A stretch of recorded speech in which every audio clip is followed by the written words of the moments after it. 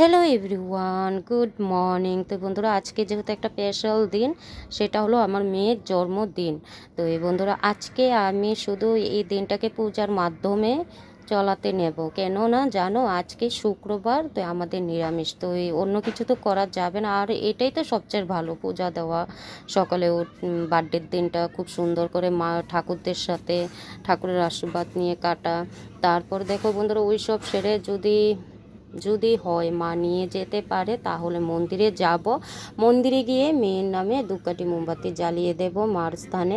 তারপর বন্ধুরা, বাড়িতে এসে দেখে একটা ভেজিটেবল কেক কাটবো, তার মাধ্যমে আমরা বার্থডেটা আজকে সম্পূর্ণ করব। তো এই আমার মেয়ের আজকে দীর্ঘত 6 বছরে 6 বছরে পা দিয়েছে। তো এই 5 বছর তো খুব সুন্দর কাটালাম। তো আজকের দিনটাই শুধু এইভাবে ঠাকুর পূজা টুজা দিয়ে বার্থডেটা সেলিব্রেট করব।